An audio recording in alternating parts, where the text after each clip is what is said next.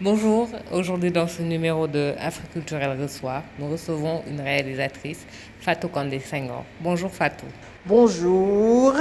Alors, qu'est-ce que vous pouvez nous dire de plus sur vous au-delà du fait que vous soyez réalisatrice? C'est rare que je dise que je suis réalisatrice. Le concept qui m'intéresse, c'est l'artiste en moi. Dans l'artistique, il y a tout. Dans l'artiste, il y a l'artisan, celui qui fabrique, celui qui manipule, celui qui organise, celui qui invite pour converser avec l'univers. Donc dans un artiste, il y a toutes les disciplines artistiques.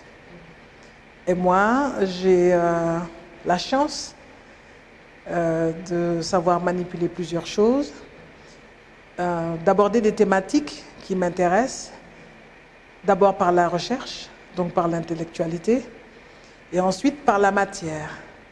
Et là, je choisis la discipline artistique qui s'y prête le mieux pour communiquer avec un public donné.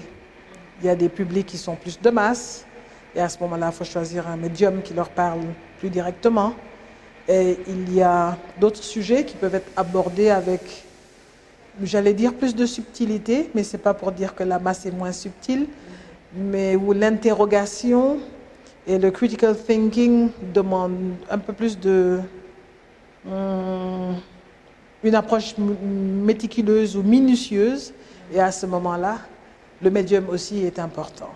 Donc je peux aller d'une grande biennale d'art contemporain où des gens aguerris et des réfléchisseurs et des décortiqueurs se rassemblent, comme je peux être à Fongolembi là-bas avec les paysans et les paysannes, comme je peux être dans le ghetto, dans un milieu complètement urbain, avec des jeunes complètement déjantés. Alors, aujourd'hui, ce qui nous intéresse particulièrement, c'est votre dernier projet, qui est la série Wallabop. Comment est né ce projet-là? Wallabop, pour moi, c'est presque comme si j'avais grandi avec. Parce que Wallabop est quand même une interrogation architecturale au début.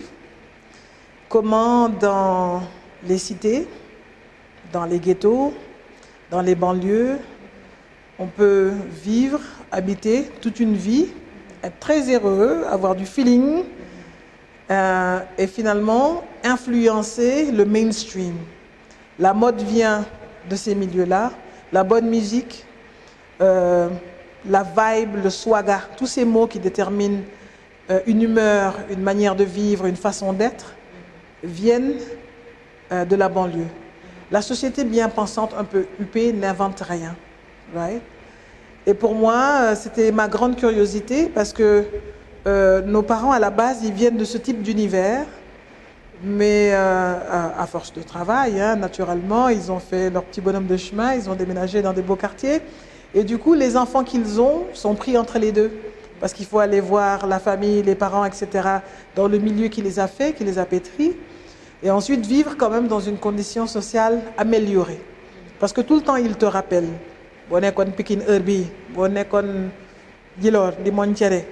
C'est toujours leur élément comparatif.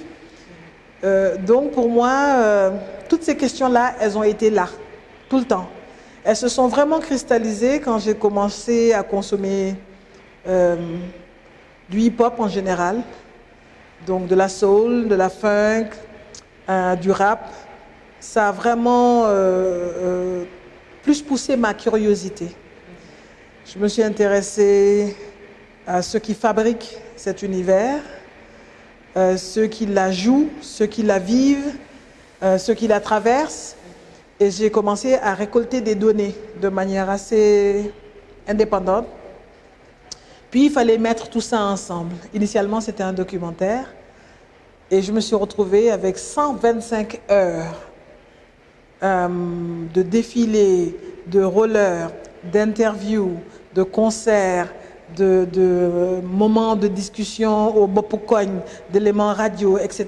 Et je me suis dit, wow, quel type de documentaire je peux fabriquer, d'abord avec autant de matière, mais aussi sans base écrite. Et contrairement à ce que les gens croient, un produit de télé, un produit cinéma, n'importe quel produit doit avoir quand même une base écrite. Et c'est cette base écrite, après, qui dans ma quête m'a un peu perdue.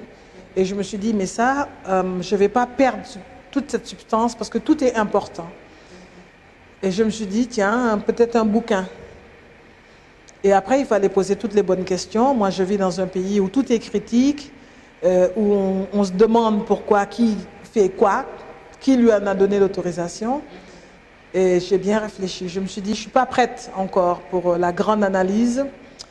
Voilà, ce que je peux proposer, c'est une anthologie. L'oralité m'intéresse, c'est un de mes sujets préférés. Faisons parler ceux qui y vivent, y travaillent, lui donnent une orientation. Et à ce moment-là, on a de la vérité. Et avec des recoupements, on se fait toujours des vérités un peu plus proches d'une autre vérité. C'est ça qui m'intéressait. Raconter l'histoire du hip-hop à travers Awaldi, Human, MC Lida, les gars de Black Mbolo. Donc je suis repartie de tout ce que je connaissais à ce que je ne connaissais pas. Et tout le monde s'est exprimé sur un sujet donné. Et c'était super sympa. Anthologie, 300 pages chez Amalion Publishing. Très belle expérience, tourner dans le monde pour le présenter, le montrer. Très beau bouquin. Voilà, tout le monde m'a dit c'est cher, mais après voilà, tout le monde dit que tout est toujours cher de toute façon. Et finalement, c'est Myriam Thiam qui a dit, l'idée c'est de faire une série. Et Myriam Thiam n'a pas yag quoi. Et finalement, quand Myriam Thiam m'a dit tu devrais faire une série, je me suis dit, c'est dans l'air du temps. Moi j'ai regardé presque tout qui arrivait pour savoir vers où on allait. Et ça m'a inspirée.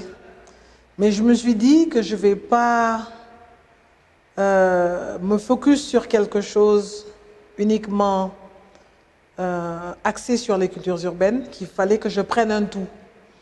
Qu'il fallait que si je parlais des jeunes, je parle de leur mère, de leur père, de leur environnement, etc. Et donc, je me suis dit, je vais commencer par les mamans. Je prends une maman lambda, le nombre d'enfants, et chaque enfant avec ses problèmes dans le ghetto, y compris le ghetto comme étant un environnement problématique, qui n'a pas d'hôpitaux avant que les gens habitent, qui n'a pas de route, qui n'a pas de canal, qui a tous les problèmes du monde au moment où les gens s'installent et développent la ville. Et eux, maintenant, arrivent et essayent de casser et de se frayer des chemins alors qu'il y a déjà une population. Et c'est tout ça que j'ai brodé et tissé. J'ai invité plein de gens à apporter une expertise, à apporter une histoire. Et donc voilà, en fait, finalement, c'est broder tout ça ensemble qui a fait le Wallabok actuel. C'est l'histoire de tout le monde dans un environnement que j'ai choisi comme étant Pikine, conceptuellement, mais que j'ai tourné dans la cité Ballon à Ouakam. Pour son architecture, pour son histoire, et qui finalement s'est retrouvé à la fin du tournage étant un endroit litigieux d'où on a expulsé 78 familles parce que voilà, on sait que le foncier dans cet endroit-là peut représenter quelque chose d'important. Voilà. Pourquoi ce choix de mettre aussi des femmes en avant? On a vu Mossane, jeune mais qui quand même cherche à s'imposer. On voit plus sa mère qui s'implique et tout. Pourquoi ce choix de mettre les femmes en avant? Au Sénégal, il n'y a que des femmes. Je ne suis pas sûre que les femmes soient plus nombreuses. Toutes sortes de statistiques vous diront qu'à une période, il y a plus d'hommes ou plus de femmes. Mais quand on jette un coup d'œil dehors, tôt, il y a énormément de femmes. Et il y a des femmes qui vont chercher à manger pour des garçons et des filles. Donc pour moi, c'était complètement naturel. Je me baisse, je ramasse. Je suis dans une culture où on dit yaï pour tout, maman. Quand tu n'as plus de crayon, de bic, de cahier, tu demandes jamais à ton père. Même quand parfois c'est lui qui paye, tu dis à ta mère quand même. Quand tu as faim, c'est ta mère. Tout est organisé par la maman. Donc forcément, on ne peut pas l'éviter. Et c'est mieux de raconter les histoires à travers elle, finalement, parce que du coup, elle parlera de tous les autres, puisqu'elle soit la mère naturelle ou la mère nourricière ou la mère source ou whatever, on revient toujours à elle. Pour moi, c'était important de parler d'elle. Elle est en mutation, elle change. Ça énerve aussi les gens que les femmes, quand elles sont indépendantes, on dit qu'elles n'auront pas de mari. Pas de mari, je ne sais pas si on parle de finances ou on parle de son corps ou qu'elle sera libre de coucher avec qui elle veut. C'est dangereux. Elle aura peut-être des enfants qu'elle aura décidé de faire avec des gens ou peut-être qu'elle va juste faire des enfants avec eux, les laisser. Le trouble du patriarcat. Voilà. On s'inquiète tellement autour d'elle alors qu'on compte tellement sur elle. Pour moi aussi, cette dualité-là était intéressante. Et je sais qu'à la base, nous, nos cultures, elles sont matriarcales et que le patriarcat s'est imposé avec les religions révélées, etc. Et qu'on a raté de construire tout ensemble. On a privilégié une chose ou une autre selon les intérêts, selon le genre, donc selon le camp dans lequel on est. Et pour moi, ça m'intéressait de lancer tout ça comme ça et de dire « Atchagaï, réfléchir, faites la part de vérité et accusez-moi d'être une féministe, comme c'est l'insulte du siècle. » Mais dans un univers, on va dire, aussi masculin que le rap, comment vous est venue l'idée de mettre en avant, au lieu d'avoir peut-être un très bon rappeur, de mettre en avant une fille? Diamono? Oui. C'est l'époque des filles. Je tombe sur la période où il y a des filles. Peut-être que ça aurait été plus difficile autrement, ou peut-être j'aurais raconté toujours l'histoire d'une fille qui struggle dans un univers qui est moins accueillant. Mais le hip-hop est censé être un espace justement de refuge pour tout le monde. C'est l'espace où l'injustice sociale n'est pas tolérée. On se rend compte que ce n'est pas vrai. Ce sont des Sénégalais lambda qui sont dans le hip-hop. La culture hip-hop profonde, elle est faite de connaissances, et ça manque beaucoup, parce qu'on pense que c'est une question de MCing, de mic, de vue, de clip, et même les aînés qui reprochent aux jeunes de penser à leur personne et à leur représentation, souvent ils ne sont pas plus futés. Donc il y a un lot de gens avec des cervelles parce qu'ils ont été à bonne école, que ce soit à l'université ou ailleurs, parce qu'il n'y a pas que le temple du savoir classique qui forme. Mais pour beaucoup, il n'y a pas matière à discuter. Un adepte de hip-hop, il peut intervenir sur tous les domaines. Tu l'invites à l'économie, il parle. Tu l'invites à la politique, il parle. Au social. Et ça, ce n'est pas le cas de beaucoup de rappeurs, comme tu sais bien. Même des gens très en vue, ils calent très vite sur beaucoup de sujets. Donc on est quand même à une époque de subventions, de voyages, de fumisterie, où tout le monde est dans les cultures urbaines parce qu'il y a des budgets pour les femmes, des budgets pour les jeunes. Et tout le monde est dans ce surumboul-là parce que les gens cherchent leurs moyens de survie. Moi, j'ai rien contre les moyens de survie, mais vous ne pouvez pas tromper tout le monde. On sait qui est qui, on sait les gars qui sont derrière les femmes qui les aident, les femmes qui font semblant d'aider d'autres femmes alors qu'en fait elles ont un répertoire ou dès qu'elles ont un groupe avec du monde, d'autres groupuscules les poussent. Tout ça, on a trouvé ça ici, ça existe depuis longtemps. Mais nous, on n'a pas accepté de se faire bousculer ou d'appartenir à un groupe particulier. On est des électrons libres depuis longtemps parce qu'on sait réfléchir, on sait où on va. Mais ceux qui sont dans cette vague-là, fine, ils font leur nom et ils font leur argent. S'ils peuvent bouger quelques lignes entre deux, c'est très bien. S'ils ne les bougent pas, ben on le saura, l'histoire retiendra qu'ils n'ont pas changé grand-chose. Ça, c'est un fait. On sait qui a touché à quoi pour que ça bouge, en tout cas. Mais les gens sur les réseaux sociaux peuvent se targuer d'aller tenir une pancarte devant une télé et dire c'est à cause de nous qu'on parle plus de viol ou d'autres choses. Mais il y a une volonté politique réelle, politique et juridique qui fait vraiment bouger les choses. C'est pas les 3-4 boubous blancs qui se sont rassemblés devant je ne sais pas où là qui a fait une différence. Il y a un travail en profondeur qu'il faut que tout le monde sache. Et moi, j'avais pas envie de tenir une pancarte, j'avais envie que mon travail le reflète au point où ça peut être répertorié parmi les boulots de femmes, parlant de femmes pour une cause féministe et qui ont vraiment impacté. La différence, elle est là. Les histoires de femmes fortes sont intéressantes. C'est tout ce que le monde attend. Après, c'est bien quand c'est raconté sincèrement ou que c'est raconté par un regard féminin, parce qu'on sait qu'on voit des choses que des hommes ne voient pas, qu'on entend des choses qu'ils n'entendent pas. On sait que les sensibilités sont réparties de manière différente, donc il faudrait offrir au monde la possibilité d'avoir une écoute et un regard féminin. C'est pour ça qu'on pousse pour que des femmes proposent plus de choses, parce que pendant longtemps, on les a tenues sous couvert. Dans des discussions, sur des plateformes, ce n'est pas les femmes qui parlent, elles disent dans l'oreille d'un homme qui dit, qui répète, qui ajoute ou qui soustrait des choses. Et voilà, ce temps, il est révolu. Ce n'est pas pour faire la révolution, arriver, castrer les hommes, parce que les Africaines n'aiment pas les hommes pas très vaillants.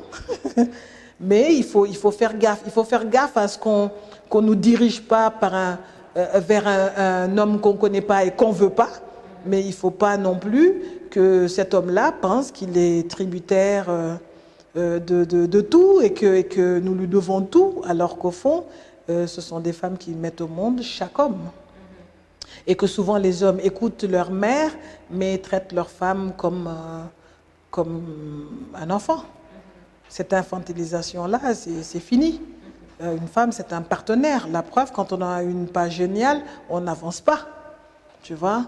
Donc pour moi, les histoires de femmes, c'est ce qui m'intéresse. C'est un autre point de vue et une autre force que j'avais envie de montrer dans cette série en particulier. Lever à 5 heures du matin et qui doit élever toute une famille, parce qu'il n'y a pas le support masculin, ni émotif, ni financier, ni éducationnel, parce qu'il est là aussi pour encadrer des enfants. Et qu'elle se retrouve avec 7 gamins et chacun aura une histoire particulière parce que c'est ce que le quartier là est capable de donner. Parce que l'école dans le quartier n'est pas aboutie, c'est pas ce qu'il y a de meilleur, parce que le mentorat, les bons exemples, les grands exemples, le boosting aussi n'existe pas beaucoup et que souvent dans ces endroits-là, il y a le sport, la musique, il y a très peu de rôle modèles qui te bousculent vers d'autres fonctions dont les quartiers, dont les pays ont besoin. Tu vois, attention, on a du monde là, il faut qu'on ait des médecins, il faut qu'on ait des infirmières, il faut, pour la circonstance, médecins, infirmiers, aides-soignants, c'est vraiment bien par les temps Covid, mais on a besoin de plein d'autres choses. Tu vois, des gens qui prennent vraiment en charge le vécu de la population. Donc, toutes ces histoires, quand on les met à plat, les femmes, elles sont en avant, forcément. Donc, il faut parler d'elles. Il ne faut pas la garder dans un mutisme et dire qu'elle est courageuse, qu'elle subit, alors qu'elle est contrainte. Et souvent, elle est contrainte même sans qu'on lui dise. Parce que le bâton de redressement, elle l'a déjà intégré dans son corps. Elle est déjà dans son éducation. Parle doucement, tais-toi, pourquoi tu parles, écoute. Et elle n'a pas le moment de réponse. Donc c'est vrai que quand elle disjoncte et qu'elle commence à parler, on ne peut plus l'arrêter. Donc avant d'en arriver là, autant avoir une communauté plus égale. Alors, dans la série, on voit des images de rappeurs de la old school. Est-ce un clin d'œil à l'anthologie ou à la BOC, ou c'était déjà dans l'écriture même de la série? Pour moi, je devais créer un style. Cette série, elle est entre le live, le documentaire, la fiction et peut-être quelque chose qui n'existe pas encore. Mais je lui voulais un rythme et je lui voulais des tributes, ça se dit hommage.